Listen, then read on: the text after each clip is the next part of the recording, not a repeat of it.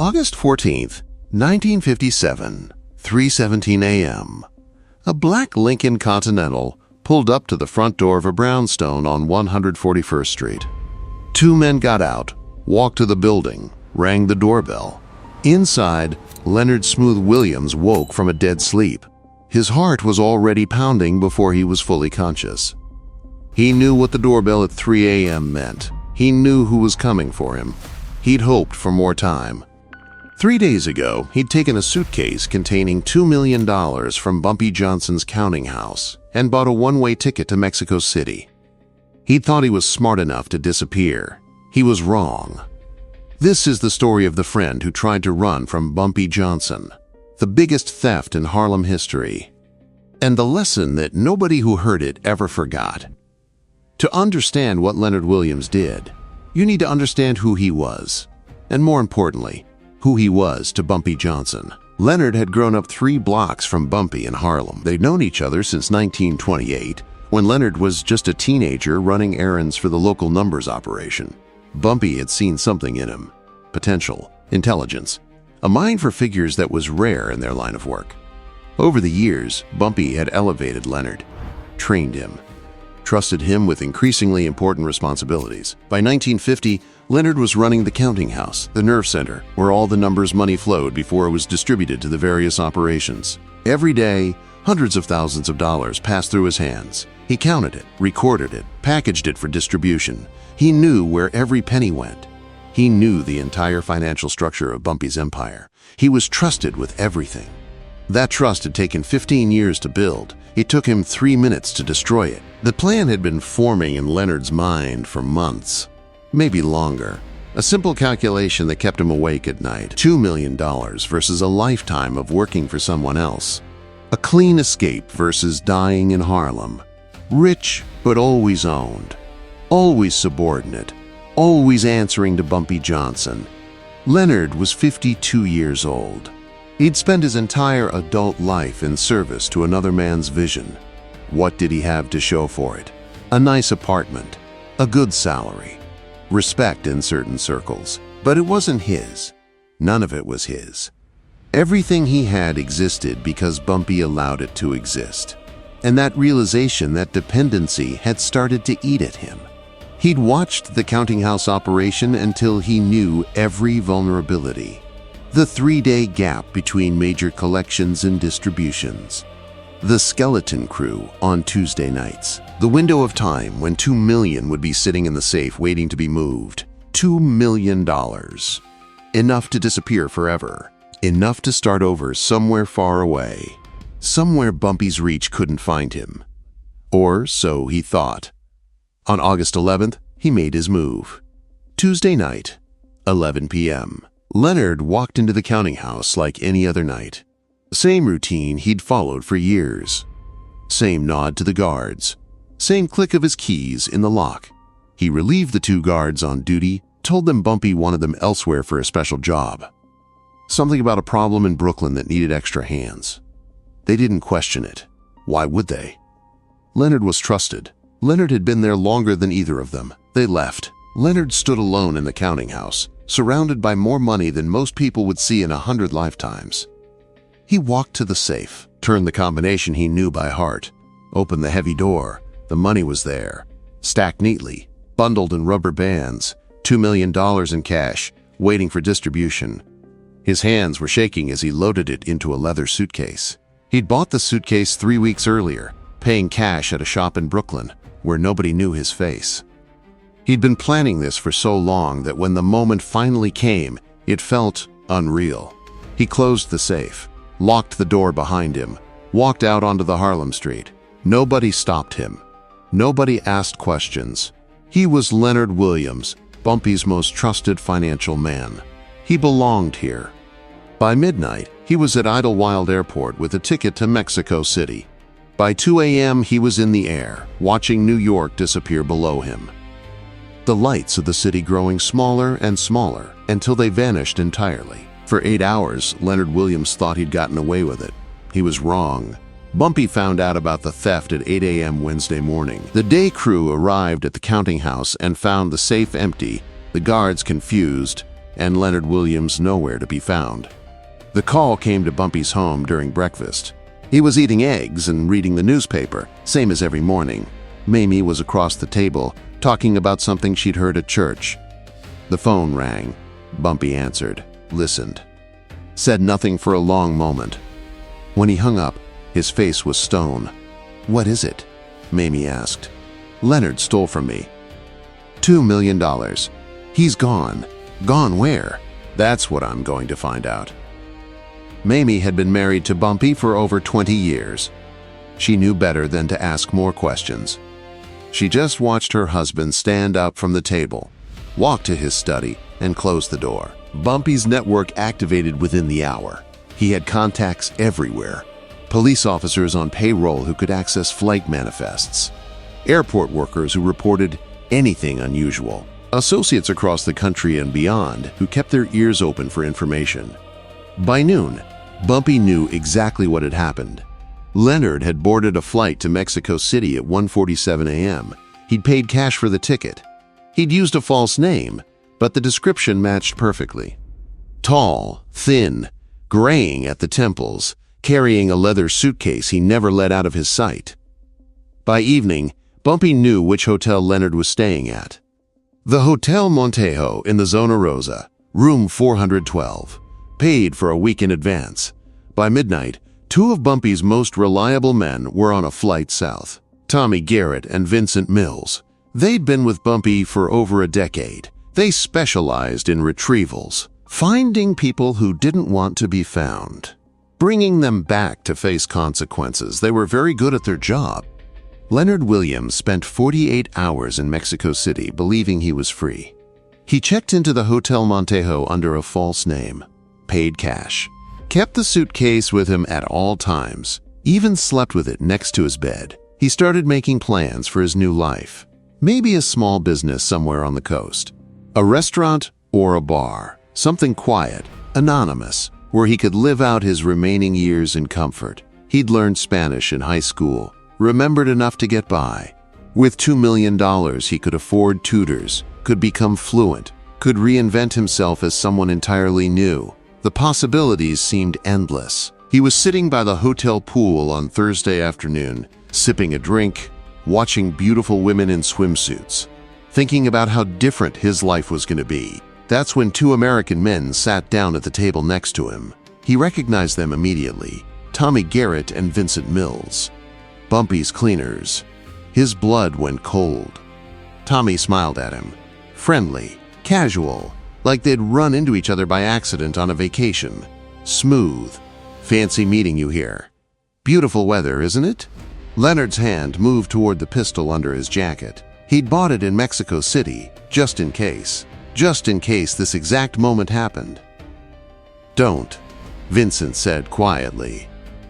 His voice was calm, almost bored. "There are two more men in the lobby, two more on the street. You're not leaving this hotel except with us." Leonard looked around.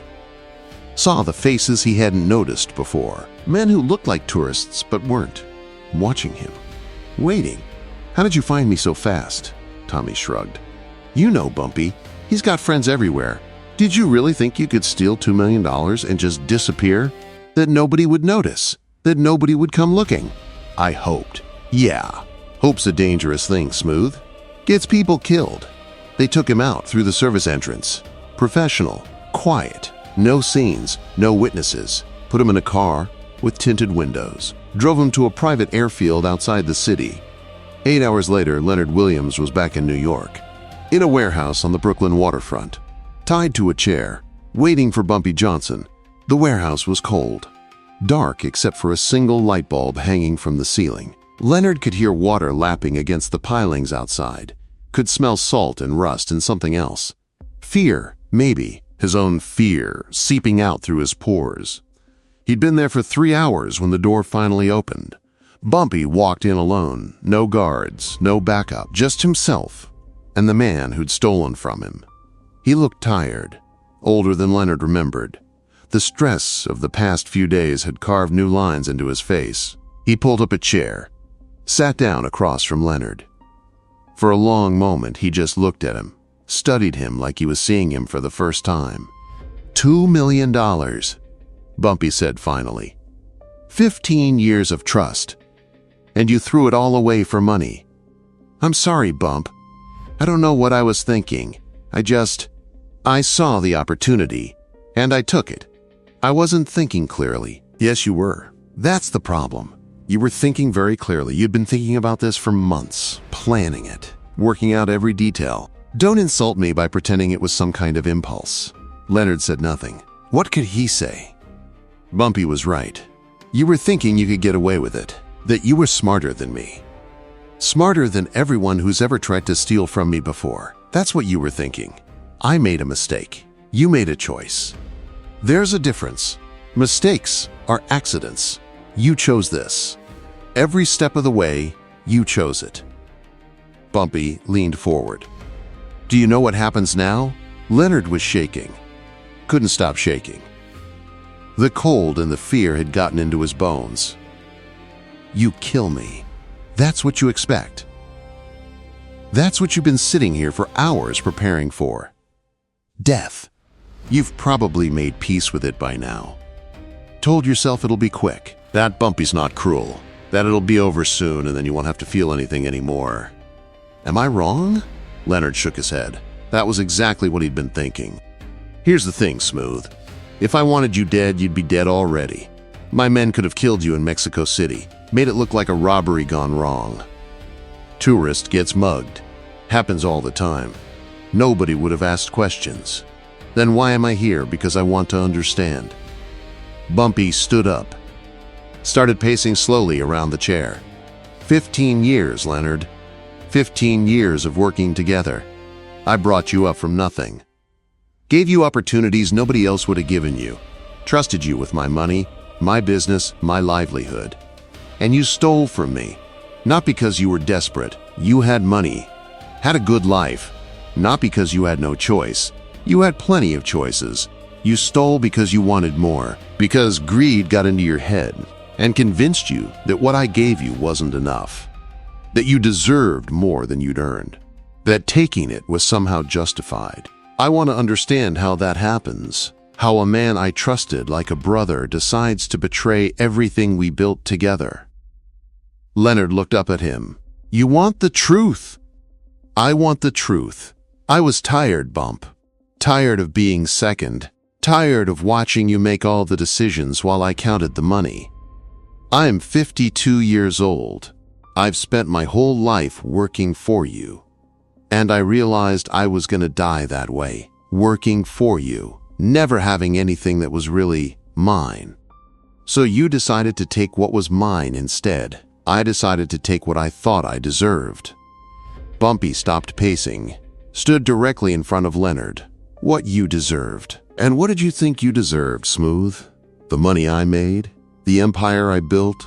The risks I took while you sat in a safe room counting bills? Leonard didn't answer. You know what you deserved?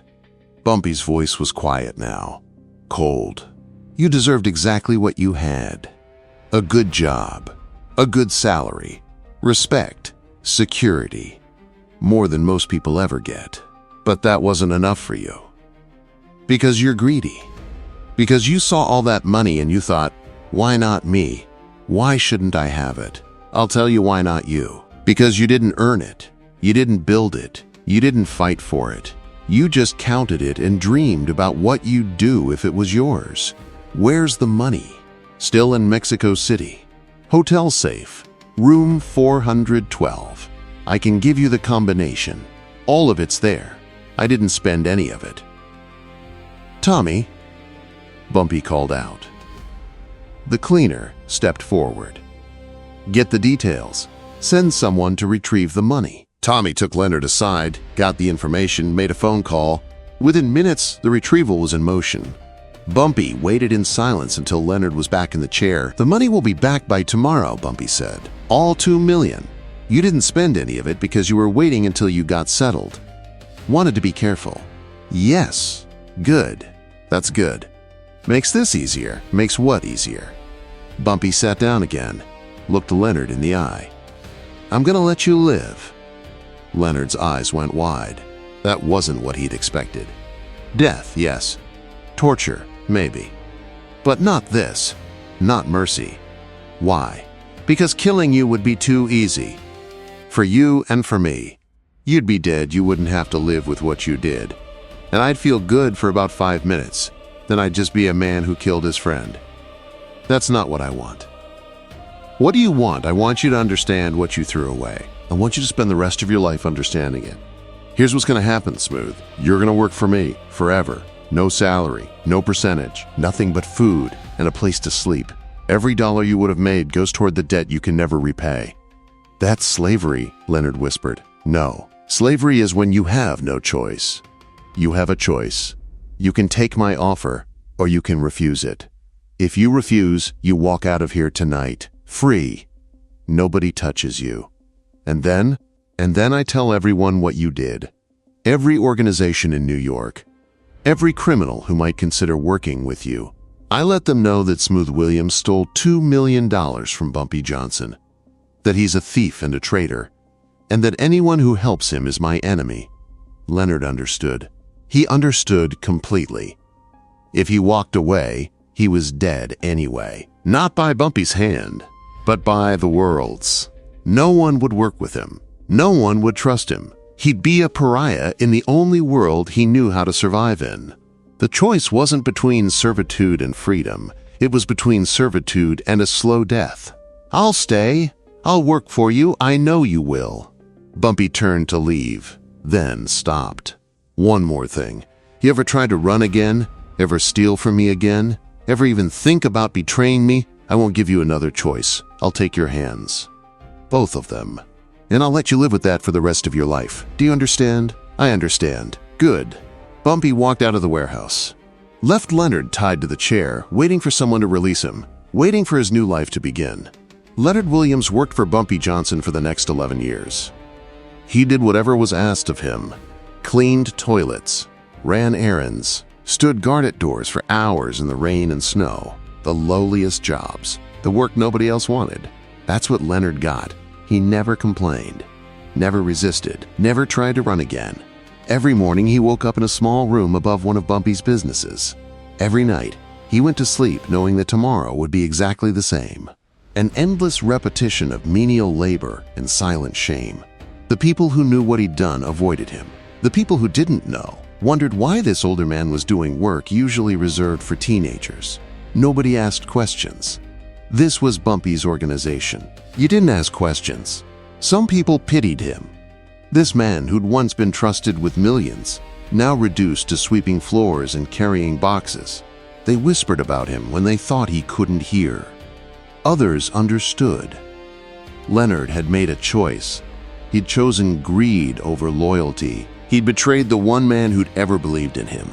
And this endless servitude was the consequence. In 1968, when Bumpy died of a heart attack at Wells Restaurant, Leonard was finally released from his obligation. He was 63 years old, broken, penniless, with nothing to show for his life but the memory of what he'd thrown away for a suitcase full of money he never got to spend.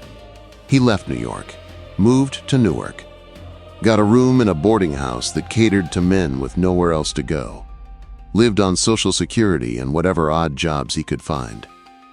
He died in 1972. Heart attack. Just like Bumpy. Alone in his room, nobody found him for 3 days. Some said the years of shame had killed him, that carrying the weight of his betrayal had worn out his heart. That guilt is a slow poison that kills you from the inside. Maybe they were right. The story of Smooth Williams became legend in Harlem. Parents told it to their children. Bosses told it to their employees. Anyone who thought about stealing, about betraying trust, about taking what wasn't theirs, heard about the man who stole $2 million and spent the rest of his life paying for it. Not with death. That would have been too easy. With life. A life emptied of everything that made it worth living. A life of servitude and shame that lasted 11 years and felt like 100. $2 million. One suitcase. The friend who tried to run. And the lesson that nobody who heard it ever forgot. You don't steal from Bumpy Johnson. Not because he'll kill you. Because he'll make you live with what you did. Forever. If this story of greed, betrayal, and the price of disloyalty moved you. Smash that subscribe button. Drop a like if you understand that some punishments are worse than death, that living with your choices can be the cruelest sentence of all. Would you have chosen differently? Death or a lifetime of servitude? Which is really worse? Let me know in the comments. More legendary stories coming. Because Bumpy Johnson understood something most people never learned. The worst prisons aren't made of walls. They're made of choices you can never take back. $2 million. One suitcase. 11 years of hell. The friend who tried to run from Bumpy Johnson learned the hardest lesson of all. You can't run from the consequences of betrayal. They follow you forever.